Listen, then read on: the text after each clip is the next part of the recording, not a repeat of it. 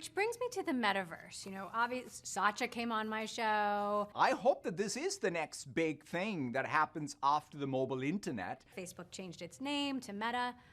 Some gamers don't even want this whole metaverse thing. My view on metaverse is gamers have been in the metaverse for 30 years. When you're playing games, if you're playing a World of Warcraft game, you're playing in Roblox, you're playing in a racing game where everybody's in a shared world. These 3D shared worlds that gamers have been playing in for years and years, I think what we've found is there's more connection, as I was talking about before, because we have shared purpose. It's not at all surprising to me that gamers might look at metaverse and think, well, I don't really get it, because I already have an avatar of myself, and I can already go into a shared world, and I can already sit there and have voice conversations with people anywhere. But I do think the skills that we have as game designers and game creators make a ton of sense in a lot of enterprise experiences, and this is why Satya gets excited about it. What about crypto? Play to earn is all the rage right now. Play to earn specifically is something I'm cautious about.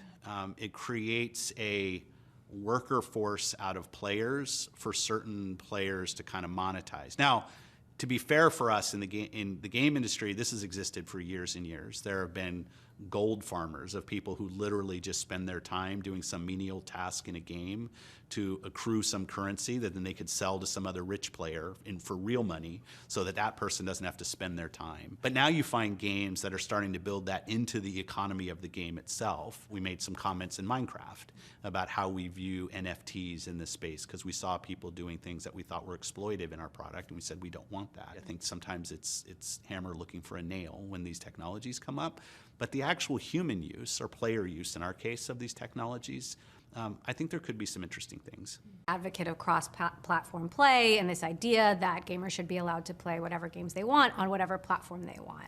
Why is that so important to you? Maybe you happen in your household to buy an Xbox and I buy a PlayStation, and our kids want to play together, and they can't because we bought the wrong piece of plastic to plug into our television. It just seems that these artificial constraints that the industry might put up for near-term kind of business dynamics, in the long run, if you take a business that is at 3 billion people growing to 4 billion people over the next decade and saying, how do we continue to grow this business, reducing friction for our customers as an industry has to be at the top. So how far does this go? Does this mean that Activision games, that Call of Duty, you'll be able to play on any platform in perpetuity? I don't know what that means in forever. Like when you think about how long, and it's not for any kind of nefarious business reason, it's just like, what do even platforms mean 10 years ago? Like I think the definition of some of these things might change over time, but our expectation is we want more people to play. So I know you're working with Sony on some things for the benefit of gamers. Can you talk to us about that a little bit? We have a pretty big publishing footprint on PlayStation as well as Nintendo, which means we have good relationships with those platforms because they're a big part of our business and we're a big part of their business. I think our long-term ambition of where we see this industry growing is also shared. I think the area where things get stuck a little bit, it's in the kind of near midterm competition. If somebody walks into a store and they have one $500 bill, they're either going to walk out with a Switch, which is what most people buy, or they're going to walk out with a PlayStation 5, or they're going to walk out with an Xbox, or maybe somebody will go buy a Windows PC. But in that world, somebody's got to make a decision for one platform over another in the beginning. That is where I think we get stuck in some of the kind of near-term competition. I don't think that's bad, right? It's just the dynamic of each of us pushing each other to build the best product for our customers. Big tech is under a lot of regulatory scrutiny. Big tech deals are under scrutiny. What's the status of the deal? What have your conversations with regulators been like?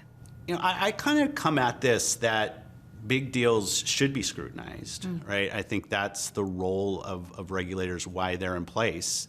I feel good about the progress that we've been making, asking good, hard questions about, okay, what is our intent? What does this mean? If you play it out over 5 years, is this constricting a market? I feel good about it. So you're confident the deal's gonna happen?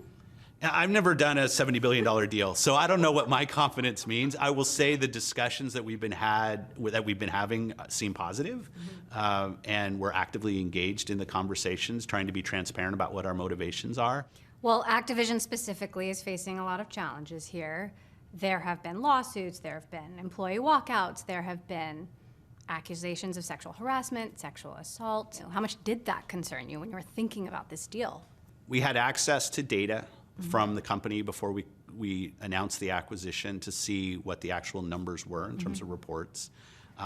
We definitely, as a team, signed up to say, just like we're on our own journey with Xbox, that we're going to expand that journey if this deal closes. It's a lot of people, and a lot of people that will feel very dedicated to and committed to building a great workplace environment for them. That's true of any of our studios, right? But it's obviously a conversation that you're going to have. You think about the board of Microsoft, and when they're thinking about the deal and they're typing into their search engine, Activision, what are the headlines that they're coming back? And there were questions that we had. We've learned from this. We will continue to learn.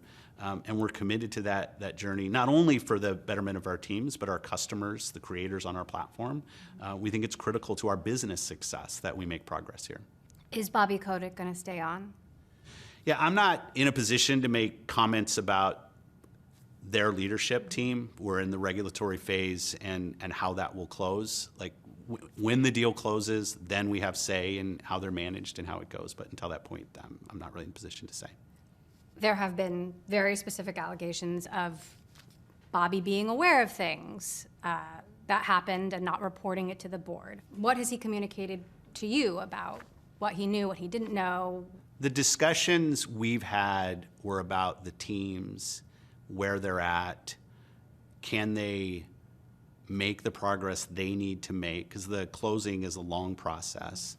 Are they putting in the work that they need to put in to move along their journey? And I believe they're committed to that. When I look at the work that they're doing now, there's always more that can be done. Activision has divisions that are unionizing, and I know Microsoft has said they'll recognize those unions. What does that look like? I've never run an organization that has unions in it. But what I can say in working through this is we recognize workers' needs to feel safe and heard and compensated fairly in order to do great work. So we thought it was important to make a public statement on that front for workers that are there that are making decisions about their employment and how they want to, what that relationship looks like, to understand what it would mean if Microsoft was able to close the deal. We're going to do a little rapid fire. Okay. What video games are you playing now? Cult of the Lamb. Most important meeting you've ever played a game in?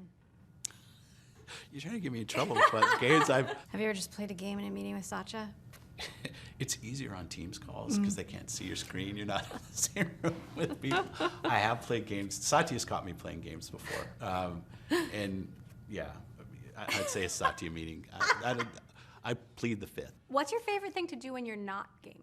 Of all things, snowboard with my family. You have a lot of gaming fans. Who do you fan over? One of the things I love to go do is find a game I've never heard of and go spend time with it and then talk to the creators about it. I think creating something, putting it out there, is such a brave thing to do. If you could see any band in their prime, who would it be? Wow. So I'm a punk rock fan.